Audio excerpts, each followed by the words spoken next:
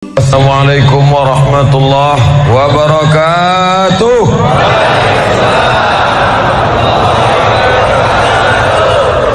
Kita bersyukur kepada Allah dengan mengucapkan Alhamdulillahi Rabbil Alamin. Berselawat kepada Rasulullah dengan mengucapkan Allahumma salli ala Sayyidina Muhammad wa ala ali Sayyidina Muhammad. Allahumma salli wa sallim wa barik alaih. Hadirin hadirat, muslimin muslimat, alim ulama, cerdik pandai, tokoh masyarakat, insyaallah kita semua dimuliakan Allah Subhanahu wa taala. Amin ya rabbal alamin. Untuk apa kita hidup? Itulah agaknya yang dibicarakan ibu-ibu di atas sampai ribut betul. Untuk apa kita ini hidup? Pertanyaan ini tidak bisa dijawab oleh akal manusia. Makanya Sokrates, seorang filosof dulu Yunani, berkata, untuk menjawab mengapa kita hidup, perlu hidup 500 tahun lamanya. Tak cukup umur. Mau pikir untuk apa kita hidup? Sampai akhirnya karena tidak sanggup akal itu menjawab, maka diutuslah Nabi Muhammad sallallahu alaihi wasallam. Mata saya hanya melihat apa yang ada dalam masjid ini saja. Saya tak tahu berapa banyak jamaah di luar. Maka karena mata ini terbatas, saya ini manusia yang lemah. Telinga juga hanya bisa mendengar apa yang dibicarakan sekeliling dan atas saja. Apa yang dibicarakan orang di luar sana saya tak tahu. Maka saya manusia yang lemah. Akal juga begitu, tidak bisa menangkap saya ini habis mati nanti mau kemana. Maka saya manusia lemah. Allah Maha tahu, maka dia kirimlah salah satu makhluknya ingin menjelaskan kau untuk apa, sedang di mana dan akan kemana. Dan makhluk itu bernama Nabi Muhammad sallallahu alaihi wasallam. Untuk apa hidup? Langsung dijawab, wa ma khalaqatul jinna wal insa illa liya'budun. Tidak ada makhluk yang kuciptakan, baik jin maupun manusia, kecuali untuk beribadah. Cara beribadahnya bagaimana? Langsung dijawab, wa ma arsalnaka illa rahmatan lil alamin. Bagaimana cara perbuatannya? Langsung dijawab, laqad kana lakum fi rasulillahi uswatun hasanah. Maka Al-Quran itu menjawab pertanyaan-pertanyaan. Yas'alunaka 'anil mahid, mereka bertanya kepadamu tentang perempuan haid. Qul huwa adza, katakan itu kotor, tidak baik.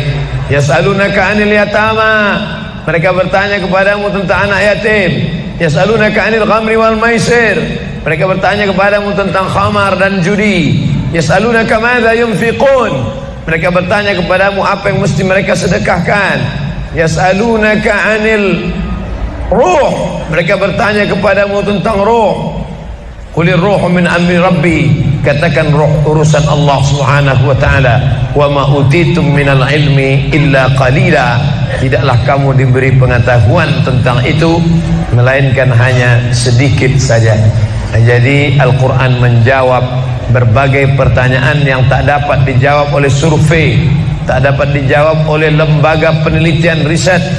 Dia menjawab apa yang tak bisa dijawab akal manusia. Pepatah Melayu berkata, kalau galah panjang sejengkal, jangan laut hendak diduga. Galah artinya bambu. Orang kalau naik rakit bambu mesti ditanamkan ke dalam sungai. Kalau panjangnya cuma sejengkal, jangan laut hendak diduga. Itulah orang yang terlalu memaksakan akalnya, akhirnya ngomong sendiri dan senyum sendiri. Akhir puncak daripada akal adalah ngomong sendiri, senyum sendiri. Angkot lewat pun dia senyum. Nauzubillah. Oleh sebab itu kita yang sangat rendah, hina ini mengaku lemah. Aku berserah kepada Engkau ya Allah. Berserah itu bahasa Arabnya istislam. Makanya kita ini tadi mengaku di hadapan Allah hanifan musliman, aku condong kepada kebenaran, musliman, dan aku hanya berserah diri kepada Engkau ya Allah ya Rabbal Alamin. Oleh sebab itu maka ini apa yang membuat makhluk ini bisa begini, itu semua adalah orang-orang yang mengerti untuk apa kita hidup. Karena hidup adalah untuk beribadah. Bangun tadi dari tidur langsung beribadah. Buka mata, ibadah pertama adalah zikir. Alhamdulillahillazi ahyana ba'dama amatana wa ilaihin nusyur. Masuk kamar mandi, tempat najis, kotor, bau, kotoran, tempat setan, tapi tetap menjadi ibadah. Dalam WC-nya pun ibadah. Dia masuk lagi ke kiri, dia akan Allahumma inni a'udzubika minal khubusi wal khaba'is. Keluar dari kamar mandi itu ibadah juga. Dia langkah kaki kanan, dia katakan ghufranaka, ghufranaka, maafkan aku ya Allah. Mengapa dia minta maaf keluar dari WC? Karena selama di WC dia tidak menyebut Allah. Lidah yang diciptakan untuk beribadah, selama di dalam tidak beribadah, maka ibadah di dalam WC hanya hatinya saja berzikir. Tak boleh menyambut seruan azan. Terdengar suara azan, masuk ke WC, Allahu Akbar, Allahu Akbar, Allahu Akbar. Oh, tak boleh. Tak boleh mengucapkan salam. Assalamualaikum, Nabi diam. Assalamualaikum, Nabi diam.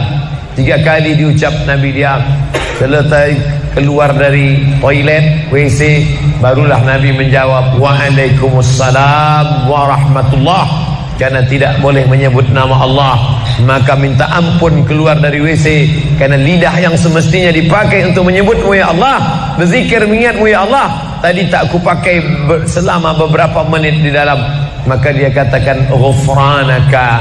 Lalu kemudian melihat wajah di cermin, mana tahu ada kotoran di mata, maka lihat dulu baik-baik. Maka ketika melihat wajah, dia pun menjadi ibadah. Allahumma kama hassanta khalqi fahassin khuluqi. Sebagaimana kalau kau sudah perbaiki bentuk ciptaanku ini menjadi sempurna, maka perbaikilah akhlakku ya Allah. Lalu setelah itu berangkat dari rumah menuju masjid, beribadah juga.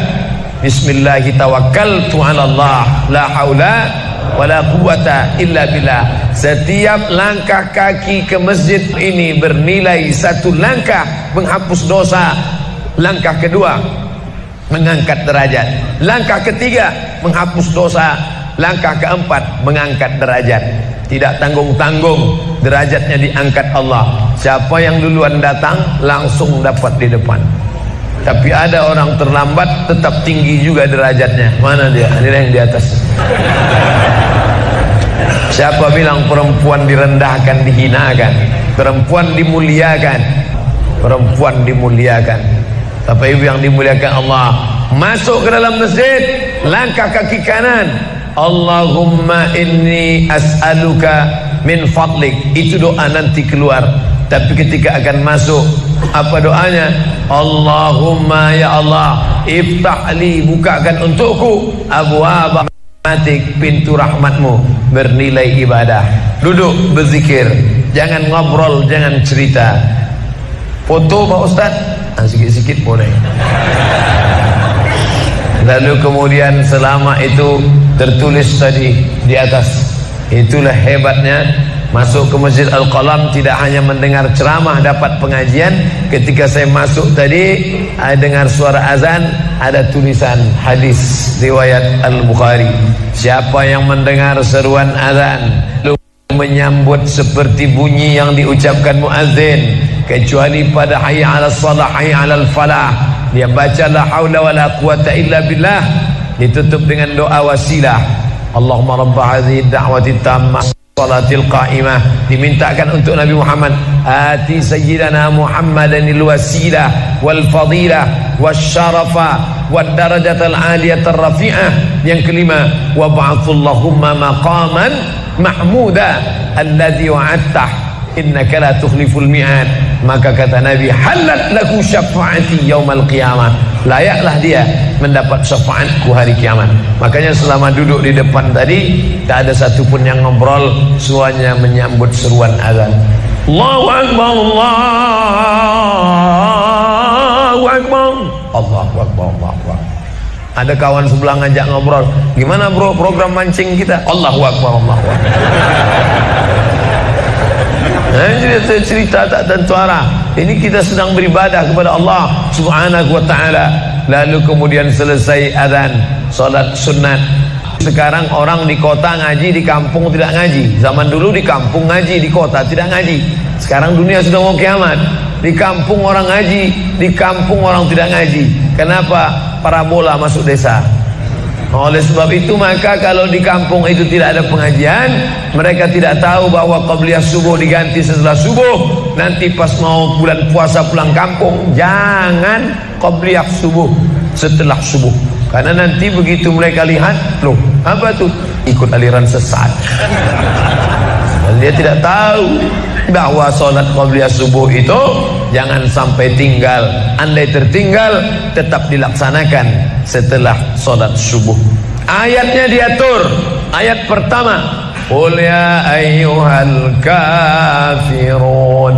Ayat yang kedua, qul huwallahu ahad, Allahu samad, lam yalid wa lam yulad wa lam yakul lahu kufuwan ahad. Andai masuk ke dalam masjid, kebetulan jamnya langsung nampak kelihatan, iqamat tinggal 2 menit lagi, iqamat 2 menit, tak mungkin sholat 4 rakaat. Pilihannya tahiyatul masjid atau qabliyah, qabliyah atau tahiyatul masjid. Kalau melaksanakan tahiyatul masjid tidak dapat qabliyah, tapi kalau melaksanakan qabliyah automatically dapat tahiyatul masjid. Oleh sebab itu andai terlambat, waktu tinggal 2 menit, maka laksanakanlah qabliyah subuh. Tapi jangan gara-gara ini terlambat terus. Yang paling afdal cepat datang. Bapak Ibu yang dimuliakan Allah Subhanahu wa ta'ala, selesai itu salat subuh. Kalau qabliyahnya lebih baik daripada dunia dan seisinya, apalagi salat subuhnya. Begitulah. Kalau qabliyahnya saja yang pendek ayatnya lebih baik daripada dunia dan seisinya, apalagi solat subuhnya. Lalu pahala solat subuh itu apa? Tak ada yang tahu. Makanya kata Nabi, lau ya'lamuna ma fil atamati was subhi, andai mereka tahu pahala solat subuh berjamaah, la atauhuma habwan, mereka akan datang ke Masjid Al-Qalam walaupun merangkak. Habwan, lumpuh, sakit kakinya, dia akan datang.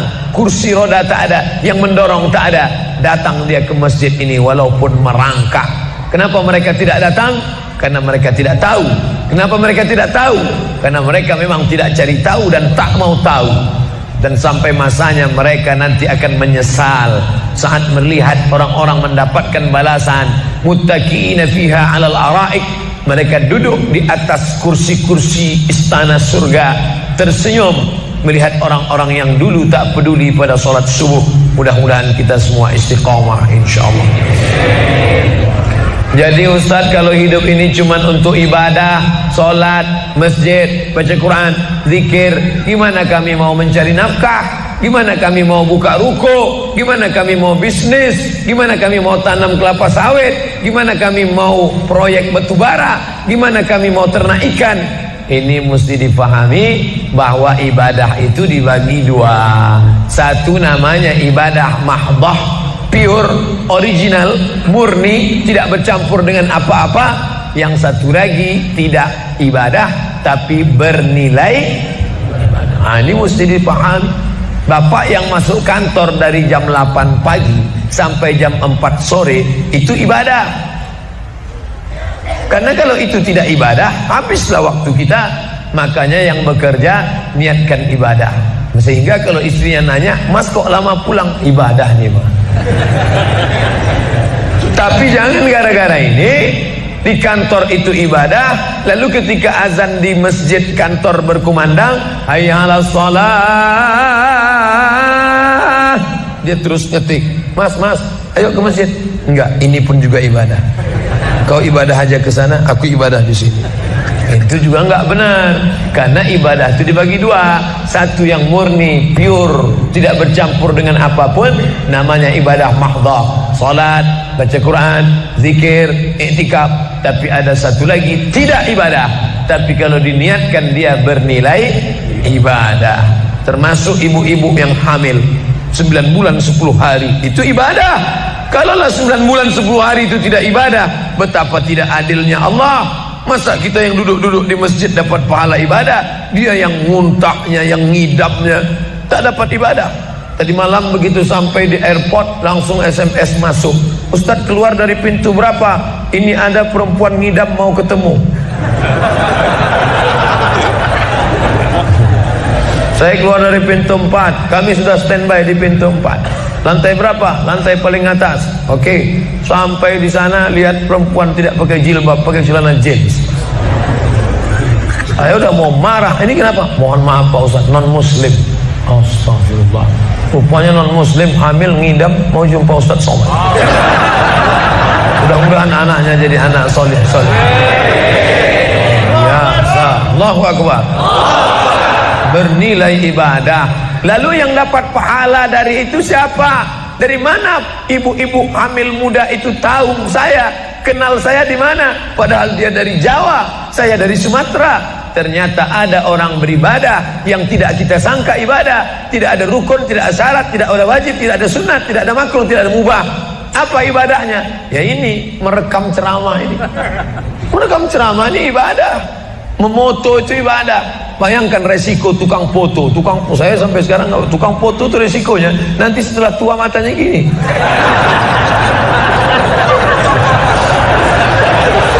Tapi kalau mereka niatkan ikhlas untuk ibadah, maka insya Allah sehat walafiat.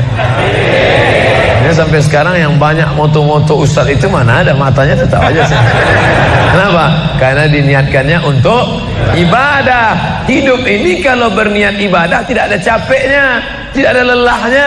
Kenapa? Karena mengharapkan balasan dari Allah. Ilahi anta maksudi wa ridhaka matlubi. Yang kumaksud hanya Engkau ya Allah, dan ridhamu lah yang kucari.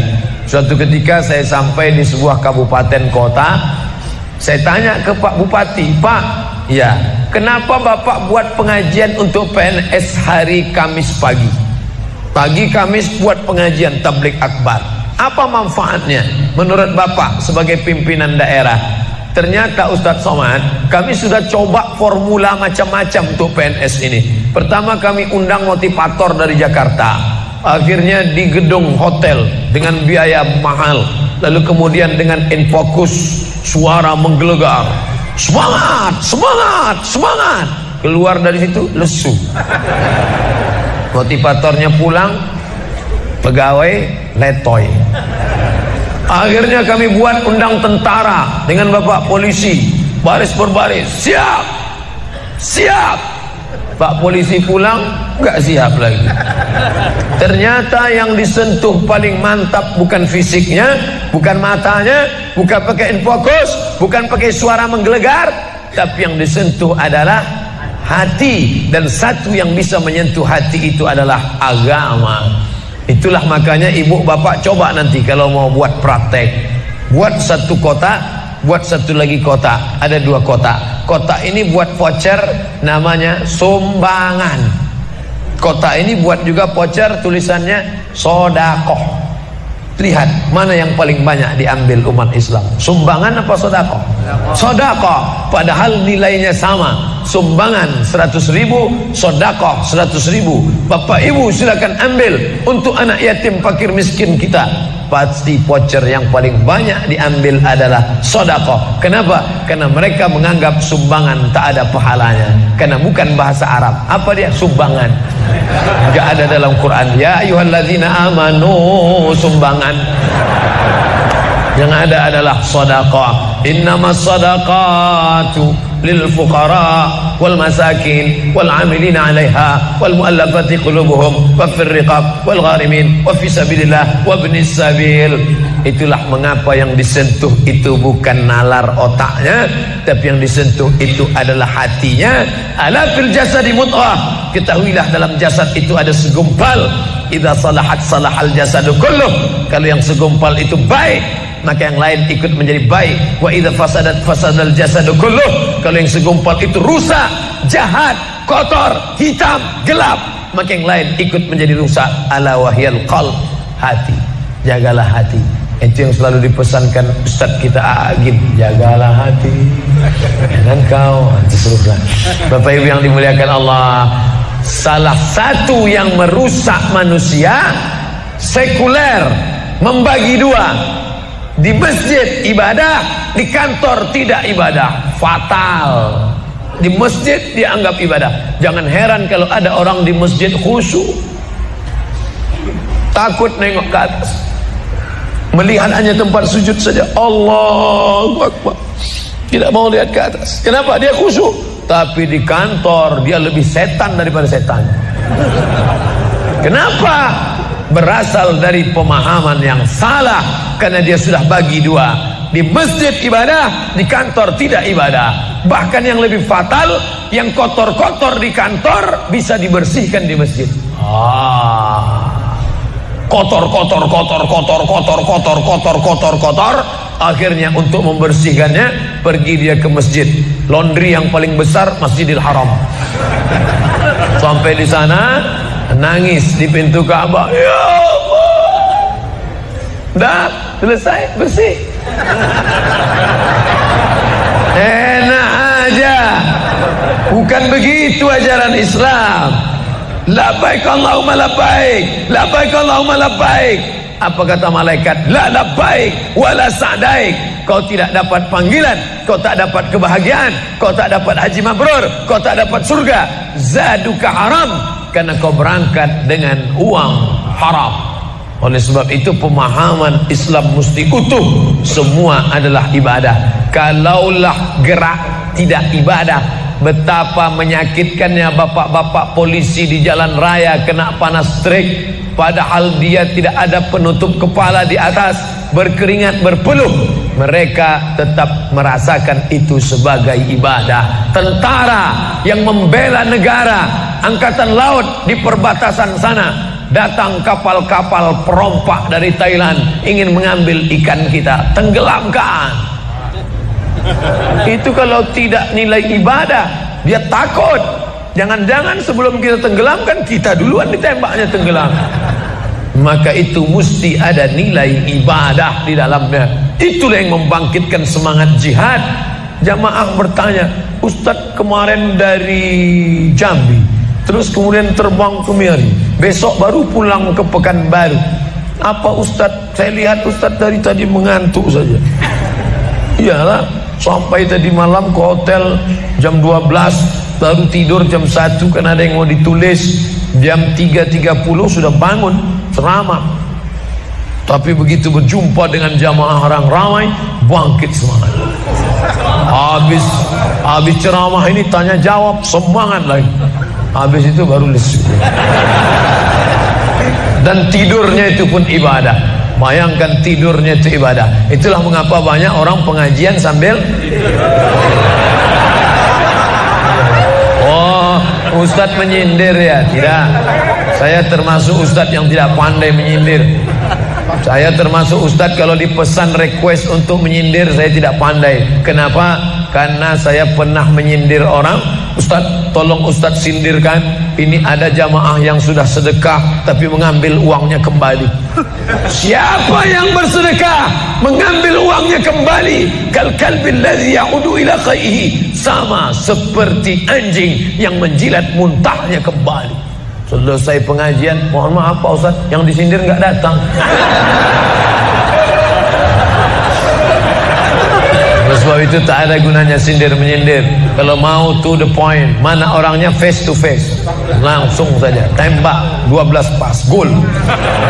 Bapak Ibu yang dimuliakan Allah, maka mesti dipahami dengan benar.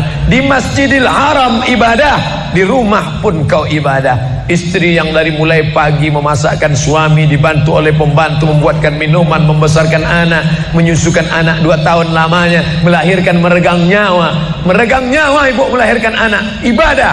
Makanya kalau dia meninggal dunia saat melahirkan, matinya mati syahid. Saking senangnya suaminya mendapatkan seorang istri yang syahid, tak menangis dia. Begitu tegarnya bapak, tidak meneteskan air mata. Tidak Pak Ustaz, aku melepas seorang syahid, 3 syahid lagi siap menanti. Peace, damai.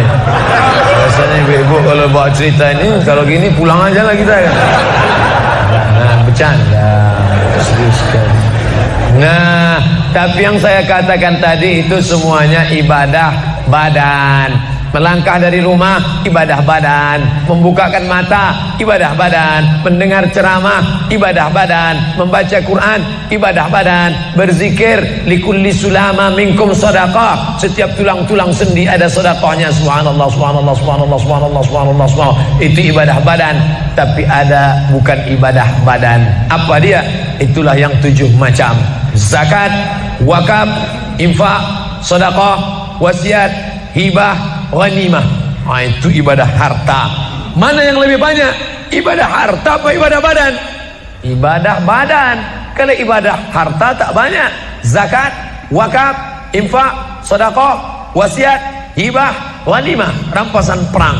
Tapi kalau ibadah badan, setiap gerak adalah ibadah. Makanya kita mesti bergerak. Likulli harakah barakah. Setiap ada gerak pasti ada berkah. Makanya tak boleh tidak bergerak. Air sumur kalau tidak ditimba, air itu akan busuk, butek, warnanya pun tidak ada seperti minyak di atas. Mata air mesti terus berganti. Darah harus tetap mengalir, jantung harus tetap berdetak. Makanya jangan pernah kosong dari aktivitas. Fa iza farata fansab. Selesai dari satu ibadah, pindah ibadah lain.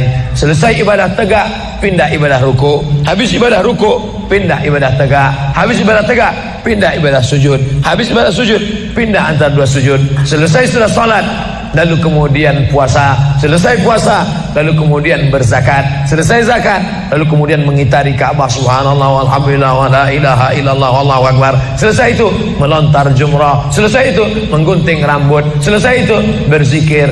Tidak pernah kosong. Sampai kapan? Sampai malaikat maut mencabut nyawa dan ucapan terakhir yang keluar dari mulut adalah la ilaha illallah. Itulah jawaban tentang pertanyaan untuk apa kita hidup di dunia. Nanti kalau ada anak, ibu, bapak, tetangga, kawan, sahabat, andai tolan bertanya, untuk apa kita ini hidup? Tak usah jawab, putarkan aja videonya. Itulah enaknya zaman sekarang. Kalau dulu mesti diingat. Saya dulu pulang sholat Jumat, mak saya manggil, sini, ya mak, ceritakan apa isi khutbah khotib tadi di masjid. Gini. Itulah awal saya ceramah. Jadi saya paham mengapa saya menjadi ceramah sekarang. Dan saya tidak pernah merasa menceramahi bapak ibu. Saya tidak pernah merasa mengguru-gurui. Saya hanya seperti seorang anak sedang bercerita pada ibunya saja. Tadi mak, kata khotib itu begini. Anak sekarang enggak. Apa kata khotib tadi? Ini MP3-nya mak. Bapak ibu yang dimuliakan Allah subhanahu wa ta'ala, ibu yang mendidik anak-anak ibu, ibadahnya luar biasa. Itulah mengapa ibu lebih tinggi derajatnya daripada laki-laki. Ilzam rijlaiha, kau urus tapak kakinya, fatammal jannah, kau dapati surga di sana. Di bawah tapak kakinya surga, al jannatu surga, tahta di bawah aqdam kaki al ummahat, ibu-ibu. Kenapa begitu? Karena ibadah dia yang luar biasa, tidak bisa dilakukan oleh laki-laki. Salat kita bisa, puasa kita bisa, tawaf kita bisa, sa'i kita bisa, melontar jumrah kita bisa, tahallul kita bisa. Tapi ada yang kita tak bisa. Apa dia? Mengandung. Kita tak bisa. Siapa yang mau coba mengandung, keluar dari sini, ambil bola voli, ikat di perut. Melahirkan, kita tak bisa.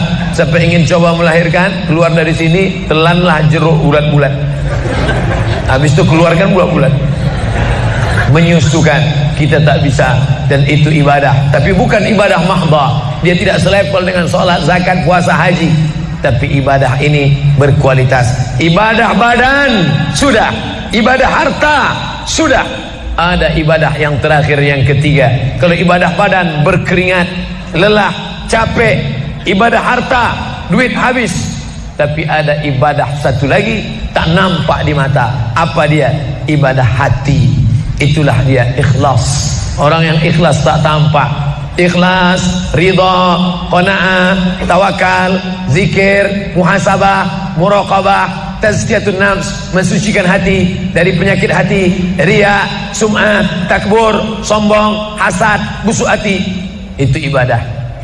Kenapa begitu? Disitulah letak adilnya Allah. Man bana masjidan, siapa yang bangun masjid, banallah mislahu baitan fil jannah, dibangunkan Allah untuknya satu istana di dalam surga. Bapak ibu yang ikut membangun masjid ini, mudah-mudahan diberikan Allah Ta'ala balasan melimpah ruah. Kami nggak bisa Pak Ustaz, jangankan bangun masjid, buat rumah kami aja kami nggak bisa. Allah Maha Adil. Kalau kau tidak bisa dengan ibadah harta, maka engkau dengan ibadah tangan. Apa dia? Ikut gotong royong masjid. Nampak ada pembangunan masjid, ikut ngecornya, pasangnya, tapi dengan syarat menyelesaikan masalah, jangan buat masalah. Man shalla isnatai asyarata rakaah, siapa yang salat 12 rakaat fil yaumi wal laila, sehari semalam, bunyalahu bihinna baitun fil jannah, dibangunkan untuknya satu istana di dalam surga. Sama macam orang yang bangun masjid, salat 12 rakaat. Kamu bisa bangun masjid? Bisa. Bagus. Kamu? Saya nggak bisa. Amal saya apa? Tenang, ada amal. Allah Maha Adil. Salat 12 rakaat. 2 rakaat sebelum subuh, 4 rakaat sebelum zuhur, 2 rakaat setelah zuhur, 2 rakaat setelah maghrib, 2 rakaat setelah isya. 12 rakaat. Saya nggak bisa Pak Ustaz, sedang terbaring di rumah sakit, kaki sakit, kepala sakit, hati sakit, jantung sakit. Stop, jangan lanjutkan. Aku tak sampai hati mendengar penderitaan. Jadi amal saya apa Pak Ustaz? Ada satu amalmu. Apa dia? Ridha, menerima takdir Allah Subhanahu wa ta'ala. Sakit Pak? Tidak. Kenapa? Sakitku hilangkan hatiku ridha. Man lam yasbir bi balai, siapa yang tak sabar dengan bala ujianku, walam yarda bi qada'i, yang tak ridha dengan takdirku, falyatlub rabban siwaya, carilah Tuhan selain aku. Kau sabar, kau ridha menerima itu. Apa balasannya? Lebih hebat daripada balasan orang yang bangun masjid, lebih besar daripada balasan 12 rakaat salat. Innama yuwaffas sabiruna ajrahum bighairi hisab. Orang yang sabar itu balasannya bighairi hisab, tak dapat dihitung, tak dapat dikira, unlimited. Begitulah Allah Maha Adil. Untuk apa kita hidup? Hidup untuk beribadah. Ibadah apa yang kita lakukan? Ibadah badan, ibadah harta, ibadah hati. Yang sudah melaksanakan tiga-tiganya, alhamdulillah. Yang baru melaksanakan satu, tambah. Yang satu pun belum, innalillah. Ini masjid ini asli swadaya Pak Ustaz. Lama membangunnya Pak? Enggak lama, sebentar saja. Sebentar saja, sekejap langsung terkumpul 7,6 miliar uang. 7,6 M. Itu kalau dibelikan cendol berenang gitu. Bayangkan itu. Bisa terkumpul masyarakat. Padahal ibadah yang paling berat, ibadah harta inilah. Banyak orang kalau diajak iktikaf, banyak. Ayo kita iktikaf, ramai. Ayo kita zikir ke az-zikra, ramai. Tapi ada ibadah yang berat. Apa dia? Ibadah harta. Banyak orang ketika diajak muhasabah zikir malam, ya Allah, banyak dosa kami ya Allah, tapi dia susah menangis, meneteskan air mata. Tapi begitu lewat kota infak, memang menangis. Tak sampai hati melihat Bung Karno keluar dari dompet. Lewat kotak sodako infak, lama membuka dompet mencari Patimura. Nauzubillah. Mudah-mudahan kita tak termasuk golongan yang bakhil ini. Kenapa? Karena setan selalu asyaitan, setan ya'idukumul faqra, membisikkan kepakiran. Jangan beri, jangan beri, jangan beri, nanti kau susah, nanti anak kau tak makan, nanti kau dikeluarkan kerja, kau makan apa, nanti kau mau beli rumah, nanti kau mau beli tanah, nanti kau mau beli mobil, nanti kau mau beli cincin, nanti kau mau beli kamera, nanti kau mau ganti HP, uangmu tak ada. Setan selalu berbisik-bisik. Lawan setan itu. Qul a'udzu birabbinas, malikin nas, ilahin nas, min syarril waswasil khannas, alladzi yuwaswisu fi sudurin nas minal jinnati wan nas. Hanya saja Kalau yang berbisik itu setan, kita baca ayat kursi, insya Allah dia kabur. Ini yang berbisik ini kawan kita. Kita bacakan ayat kursi, hafal pula dia dari kita lagi. Tapi tak apa-apa, tetap aja bacakan. Allahu la ilaha illa huwal hayyul qayyum la ta'khudhuhu sinatun wa la naum. Hembuskan ke wajahnya. Bapak Ibu yang dimuliakan Allah, setelah ibadah 3 ini kita lakukan, ibadah badan sudah, salat subuh sampai melimpah ruah ke belakang. Saya dengar suara hati tadi, lapor, tenda sudah penuh, sudah melimpah ke jalan. Masya Allah. Ibadah harta sudah 7,6 M. Ibadah hati sudah, sabar, ridha, qanaah, tawakal. Tapi jangan lupa, datang merusak yang 3 ini, perkelahian, merusak ukhuwah Islamiyah. Masjid yang besar, kalau sudah kelahi di dalamnya, tinggal kelahi, tak lagi ada persatuan. Masuk masjid bukan baca doa pintu masuk masjid, malah masuk masjid ngelihat kira-kira dia di mana ya. Oh dia di sana, gua di sini lah. Oh di sini, dia di sini. Sampai akhirnya suatu hari terlambat, lupa ngelihat. Allahu Akbar, rupanya dia di samping.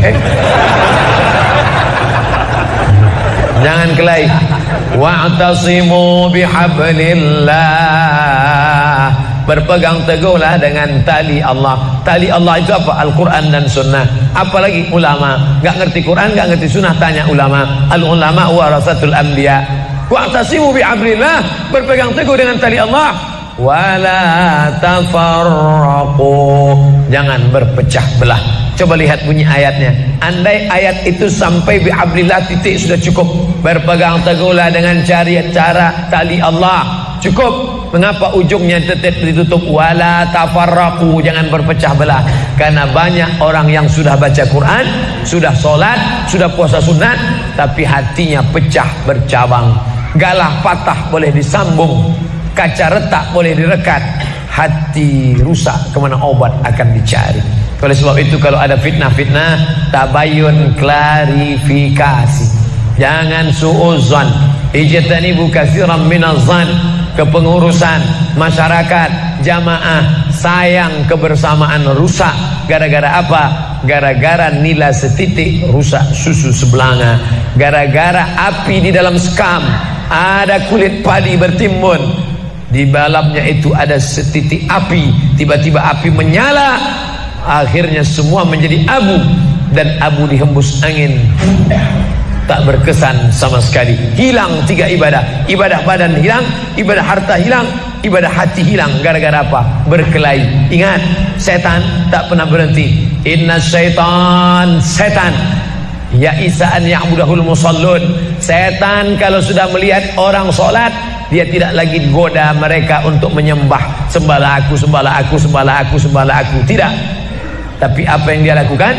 Walakin fit tahrish, menanamkan permusuhan ke dalam hati orang yang sholat. Maka jaga ini, jangan kita bertengkar gara-gara masalah khilafiyah. Saya kalau jadi imam di masjid dekat rumah saya jadi imam, saya baca kunut. Dan imam-imam dekat rumah saya itu saya pesan harus baca kunut, karena saya berpegang mazhab Syafi'i. Tapi ketika sholat di Masjid Al-Qalam, saya tidak tahu jamaah di sini pakai kunut apa tidak. Saya tidak ingin merusak kebiasaan mereka. Mana tahu mereka ikut mazhab Hambali, mana tahu mereka Muhammadiyah, saya tidak tahu. Maka ketika diminta jadi imam, Ustaz jadi imam, batuk. Saya tak mau merusak, biarlah imam tetap saja. Rupanya imam di Masjid Al-Qalam tidak baca kunut, ya saya tetap ikut sholat. Apakah perlu saya ulang sholat saya? Tidak, sholat saya sah. Karena apapun ormasmu, apapun mazhabmu, mau NU, mau Muhammadiyah, mau Perti, mau Persis, mau Al-Irsyad, mau Jamaah Tabligh, mau mazhab Hanafi, mazhab Maliki, mazhab Syafi'i, mazhab Hambali, semuanya sepakat sholat subuh itu wajib. Jadi Yang wajib aja kita laksanakan. Adapun perbedaan teknisnya, yang satu pakai usolli, yang satu nggak pakai usolli, yang satu ngangkat tangannya ke telinga, yang satu ngangkat tangannya ke bahu, yang satu bismillahnya jahar, yang satu bismillahnya sir, yang satu ayatnya panjang, yang satu ayatnya pendek, yang satu pas mau turun sujud tangan duluan, yang satu lutut duluan, yang satu duduknya tapak kakinya duduk di tapak kaki kiri, yang satu duduknya langsung pantatnya ke lantai, yang satu telunjuknya ngangkat sekali, yang satu berkali-kali. Itu masalah teknis simple sederhana. Ada masalah yang lebih besar. Apa masalah kita yang lebih besar? Membeli tanah baru untuk buat sekolah Islam, membeli tanah baru, ruko baru untuk buat apa? 212 mat. Kita mat orang Islam belanja di warung Islam. Alangkah indahnya selesai acara sholat subuh bersama, pengajian bersama, selesai itu belanja beras minyak goreng bersama. Serbu. Sehingga bangkitlah ekonomi umat. Berapa pegawai bisa ditampung bekerja? Langsung membeli beras ke tempat-tempat tanaman masyarakat, sehingga mereka tidak menjadi korban rentenir. Musim menanam diulur, kasih pinjaman pupuk, pinjaman tanah. Masa musim panen ditarik, mereka menjadi korban rentenir lintah darat, disedot darah mereka sampai kering dan mati. Kita selamatkan dengan apa? Dengan market. Masjid punya market. Saya beberapa kali meresmikan market punya masjid di Masjid Raya Batam, Masjid Agung Batam. Itu di bawahnya ada super mini market untuk menjamaah. Kemarin pulang dari Pulau Bintan, itu juga meresmikan di Dumai. Begitu juga. Nah, ini 212 Mart. Terserah namanya apa. Ada 212 Mart, ada namanya Kita Mart, atau bisa juga buat Somart. Nah, bisa juga. Bapak Ibu yang dimuliakan Allah Subhanahu wa taala, maka visi misi kita ke depan, jauh melihat ke depan. Kami harus punya pusat perbelanjaan komunitas muslim, kami harus punya komplek perumahan muslim. Nah, ini semua yang akan menyelamatkan kita. Kalau sudah begitu, maka mengertilah untuk apa kita hidup, dan setelah itu kita pun mati dalam keadaan tenang. Baru anak kita bisa berkata, mari kita antar jenazah almarhum Abdul Somad menuju tempat peristirahatan terakhir. Karena memang benar-benar istirahat. Tapi berapa banyak orang tidak istirahat? Karena amal badan tak ada, amal harta tak ada, amal hati tak ada, tak pernah memikirkan masjid, tak pernah memikirkan umat, tak pernah memikirkan belanja umat, tak pernah memikirkan pendidikan anak-anak umat. Akhirnya mati. Yang layak untuk dia, mari kita antar dia menuju azab pertama, akan menyusul azab-azab berikutnya. Na'udzubillah. Itulah yang dapat saya sampaikan. Mudah-mudahan ada manfaatnya. Selanjutnya akan saya jawab beberapa pertanyaan. Bagaimana kalau suami istri kerja, anak-anaknya dititipkan ke orang tua? Apakah suami istri ini zalim? Ya, zalim. Berapa kali ibu kita itu tidak jadi sholat duha dulu? 30 tahun yang lalu, mak, kau tak jadi sholat duha gara-gara aku kencing di kainmu. Kau tak jadi tahajud malam karena aku menangis. Coba ibu bapak pulang ke rumah, kalau emaknya masih hidup, tanya berapa bulan aku nangis dulu. Ustaz sudah nanya, udah saya tanya emak saya, mak, aku dulu nangis berapa bulan tiap malam? 7 bulan kau tak pernah berhenti menangis tiap malam. Itulah maka suara saya kuat ceramah. 7 bulan, asal sudah jam 6 sore kau gas sampai azan subuh. Ganti-gantian kami mengendong gitu. Jadi kita ini mesti kita tanya itu. Sekarang setelah anak kita besar, anak kita pula kita titipkan ke dia. Dia tidak pernah menolak cucu, karena tidak ada nenek tak sayang pada cucu. Kita yang berpikir kapan kita bahagiakan dia. Belikan kain, buatkan baju yang dia suka, apa yang dia senangi, berikan makanan. Mereka tidak minta banyak, yang mereka minta adalah kebahagiaan, kesenangan di hari tuanya. Itu saja. Jangan sampai kita menyesal setelah dia mati, meninggal dunia, barulah menyesal. Berapa banyak WhatsApp masuk pesan ke saya, Ustaz, dulu saya cuek, saya tidak merasa perlu. Setelah dia meninggal barulah saya merasa anak durhaka, Pak Ustaz. Enggak saya balas WA-nya. Apa hukumnya bagi muslim berdiam jika ada kemaksiatan di depan matanya, padahal kita bisa menghentikannya, meminimalisirnya? Man ra'a minkum mungkaran, siapa di antara kalian yang melihat kemungkaran, falyughayyirhu biyadihi, robah dengan tangan. Dengan tanganmu kau robah. Tidak bisa dengan tangan, fabilisani, dengan lidah. Jangan minum khamar, jangan berzina. Tidak bisa dengan lidah, fabiqalbi, dengan hati. Jangan kau ikut. Gimana dengan tangan Pak Ustadz? Tangan saya kan nggak bisa melarang orang jual khamar. Buatkan perda, peraturan daerah, tidak boleh jual khamar. Wah, ini anti kebinekaan. Banyak orang lain mau minum khamar. Pergi ke Papua, peraturan gubernur Papua, tidak boleh jual khamar di sembarang tempat. Bukan muslim mereka. Kenapa? Karena efeknya kalau sudah minum kelahi, tawuran, bunuh-bunuhan. Dan mereka ngerti itu. Padahal mereka, kau bukan saudaraku satu keyakinan, tapi kau saudaraku satu kebangsaan. Sama-sama menganggap, memahami bahwa khamar itu merusak otak akal manusia. Mau Hindu, mau Buddha, mau Kristen, mau Ortodok, mau Koptik, semuanya percaya bahwa ngelem itu tidak baik. Betul? Tunjukkan saya mana agama yang mengatakan boleh ngelem. Nggak ada. Oleh sebab itu maka cegah kemungkaran. Dengan apa? Dengan perda, peraturan daerah. Yang buat perda itu siapa? Yang buat perda itu siapa? DPR. Yang milih DPR siapa? Kita. Allahu Akbar. Kalau begini banyak suara, segini banyak. Wah, politikus kalau sudah melihat orang banyak begini, beda dengan pedagang. Kalau pedagang melihat banyak, dia pikir ini untungnya berapa nih. Tapi kalau politikus melihat banyak, wah ini 2 kursi nih katanya.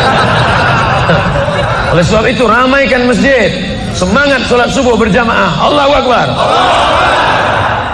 Ada hadis menyatakan sebaik-baik sop wanita di belakang, tapi di sebagian masjid sop berjamaah wanita ada yang di sebelah dengan pria, dikasih pembatas. Mohon penjelasannya.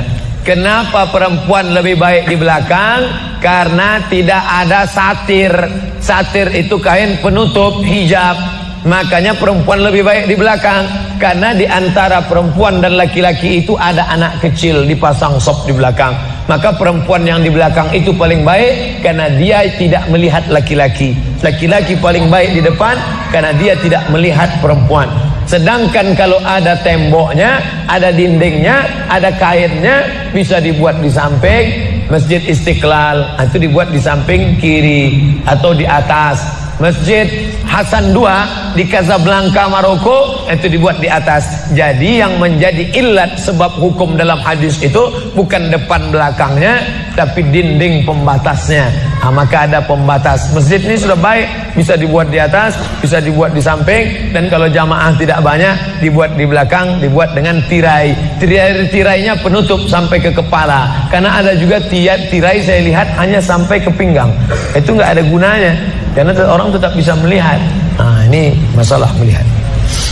Kalau ada orang tua melarang menikah anak perempuannya, padahal sudah dikehendaki laki-laki yang soleh, bagaimana Pak Ustadz? Ini yang nulis pasti laki-laki soleh.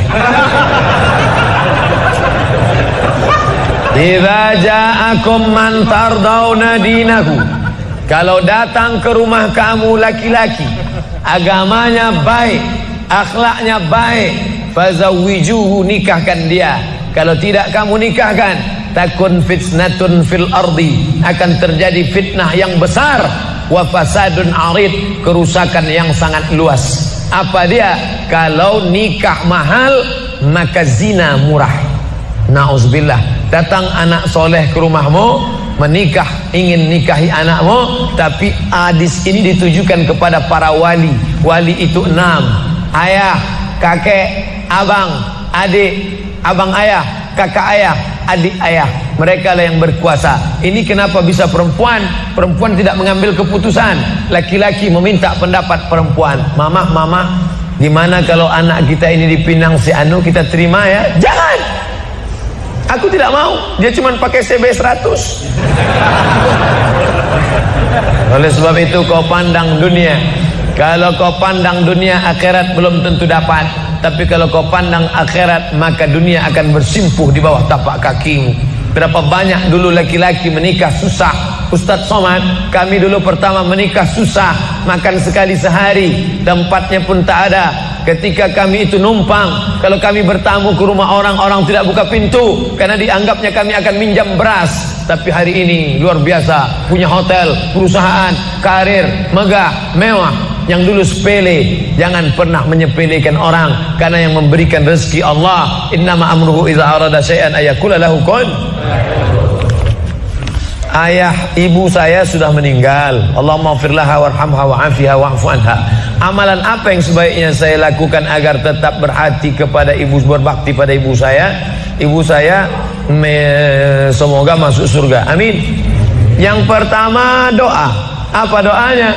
Rabbil firli wa liwalidayya warhamhuma kama rabbayani shaghira.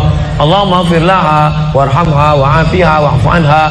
Ya, enggak bisa bahasa Arab Pak Ustaz, bahasa Indonesia. Ya Allah, jauhkan emakku dari neraka jahanam, berikan dia kebaikan, jadikan kuburnya salah satu dari taman surgamu, jangan jadikan kuburnya salah satu lubang nerakamu, berikan dia ketenangan ya Allah, ampunkan segala silap salah dosanya ya Allah. Yang pertama. Yang kedua, baca Quran. Wa in khatimul Quran, yang paling afdal dibaca khatam Quran, satu khatam. Untuk almarhumah emakku, aku hadiahkan pahala bacaan Quran sekhatam. Kalau tidak bisa satu khatam, bacakan Yasin, hatinya Quran. Kalau tidak baca Yasin, jurus terakhir Ummul Quran Al-Fatihah. Al-Fatihah pun tak bisa, mati aja lah. Yang ketiga, sedekah. Saat sayang betul dengan emaknya, lalu emaknya meninggal dunia, dia datang melapor kepada Nabi, ya Rasulullah, ummi matat, emakku sudah meninggal dunia, apa atasaddaqu anha, kalau aku bersedekah, apakah sedekahnya sampai ke almarhumah emakku? Kata Nabi, tasaddaq, bersedekahlah. Ayyu sadaqatu afdal, apa sedekah yang paling afdal? Kata Nabi, saqyul ma', memberi air minum. Yang paling afdal adalah memberi air minum, karena di jazirah Arab susah membuat sumur bor, sedekah air minum. Tapi masjid kita sudah diapit 2 danau. Sampai-sampai nama masjid ini pun Masjid Al-Danau, Al-Qalam. Diapit 2 kolam. Nah, oleh sebab itu jangan lagi sedekah air. Sedekah apa? Sedekah AC, sedekah kipas angin, sedekah mikrofon, sedekah kamera, sedekah CCTV, maka insya Allah mengalir pada almarhumah. Yang pertama doa, yang kedua baca Quran, yang ketiga sedekah, yang keempat kurban. Nanti mau hari raya kurban, ini 1 kambing untuk almarhumah emakku. Yang kelima haji, kalau dia dulu belum haji, badal hajikan. Yang keenam puasa. Mana tahu dulu ada puasanya, tinggal kita laksanakan puasa. Man mata, siapa yang mati, wa alaihi siyamun, punya utang puasa, shoma anhu waliyuhu, maka ahli warisnya melaksanakan puasa untuknya. Bolehkah di sujud akhir kita berdoa dengan doa yang ada dalam Quran? Aqrabu ma yakunul abdu min rabbih wa huwa sajid. Seorang hamba paling dekat dengan Allah bukan di Makkah. Saya merasa dekat betul dengan Allah ketika di Ka'bah Pak Ustaz. Lalu bagaimana dengan orang miskin yang tak punya duit untuk ke Makkah? Maka orang paling dekat dengan Allah wa huwa sajid, waktu sujud terakhir. Fa'kthiru fihi doa, perbanyaklah doa di sujud terakhir, tapi jangan bahasa Indonesia. Karena kalau dia ucapkan ya Allah tolong aku, batal salatnya. Pakai bahasa Arab. Kalau nggak bisa bahasa Arab, dalam hati saja. Berapa lama sujud terakhir itu? Sampai Sayyidatuna Aisyah mencubit tangan Nabi dari balik kain. Selesai solat Nabi tanya, Aisyah, kenapa kau cubit tanganku tadi? Kata Aisyah, kusangka kau sudah sakratul maut ya Rasulullah. Saking panjangnya doa Nabi. Sementara kita yang belum ada apa-apanya, yang status belum jelas, cepat betul sujudnya, macam stempel kertas. Kenapa cepat betul sujud? Sujudlah lama. Bagus sujud lama, membantu turunnya darah menyembur dari jantung ke otak. Karena kalau oksigen kurang bisa kena stroke ringan. Sujud lama-lama, bernapas, jangan tahan napas, bernapas. Itu maka karpet jangan bau. Itu maka tak boleh tidur telungkup di masjid. Tidur telungkup ngences pas tempat orang sujud. Bangkit sujud pitam pingsan mak. Nah, Ini penting. Lalu kemudian kalau dibaca dalam doa sujud itu ayat Quran boleh? Tak boleh. Karena Quran itu tinggi, sedangkan sujud itu rendah. Tak boleh yang tinggi diletakkan di rendah. Tapi kalau doa boleh. Begitu juga dengan perempuan halangan. Tak boleh baca Quran. Tapi kalau ayat Quran itu doa boleh. Contoh, Subhanalladzi sakhkhara lana hadza wa ma kunna lahu muqrinin wa inna ila rabbina lamunqalibun. Itu kan ayat Quran. Tapi ketika dibaca naik kendaraan boleh. Maka kalau ayat Quran bunyinya doa boleh. Mana? Rabbana atina fid dunya hasanah wa fil akhirati hasanah wa qina adzabannar. Itu doa, boleh dibaca. Allahu akbar. Terima kasih segala perhatian. Mohon maaf segala kekhilafan. Minta ampun kepada Allah, beristighfar, membaca Al-Fatihah, lalu kita berdoa. Astaghfirullahalazim. Astaghfirullahalazim. Astaghfirullahalazim alladzi la ilaha illa huwal hayyul qayyum wa atubu ilaih. Ala hadhihi niyyah wa kulli niyatin salihah. Al-Fatihah. A'udzu billahi minasy syaithanir rajim. Bismillahir rahmanir rahim. Alhamdulillahi rabbil alamin. Arrahmanir rahim. Maliki yaumiddin. Iyyaka na'budu wa iyyaka nasta'in. Ihdinas siratal mustaqim. Siratal ladzina an'amta 'alaihim ghairil maghdubi 'alaihim waladdallin. Amin. Allahumma inna nas'aluka salamatan fid din. Berikan kami keselamatan dalam akidah agama anak-anak kami ya Allah. Wa afiatan fil jasad. Sehatkan badan kami supaya kami beribadah dengan baik ya Allah. Wa ziyadatan fil ilm. Tambahkan ilmu kami supaya benar ibadah kami, jauh daripada bid'ah ya Allah. Wa barakatan fir rizq. Berikan berkah rezeki kami supaya bisa kami membangun masjid, berinfak, berzakat, bersedekah ya Allah. Wa taubatan qablal maut. Beri kami taubat sebelum mati ya Allah. Wa rahmatan indal maut. Curahkan rahmat ketika kami menghadapi mati ya Allah. Wa maghfiratan ba'dal maut. Berikan ampunan sesudah mati ya Allah. Allahumma hawwin alaina fi sakaratil maut. Ringankan kami waktu sakaratul maut. Wan najata minan nar. Selamat dari api neraka. Wal afwa indal hisab. Maafkan ketika amal kami dihisab. Allahumma khtim lana bi husnil khatimah wa la takhtim alaina bi su'il khatimah. Rabbana atina fid dunya hasanah wa fil akhirati hasanah wa qina adzabannar. Wa sallallahu ala sayyidina Muhammad wa ala alihi wa sahbihi wasallam walhamdulillahi rabbil alamin. Taqabbalallahu minkum minna wa minkum taqabbal ya karim. Terima kasih, mohon maaf. Wassalamualaikum warahmatullahi wabarakatuh.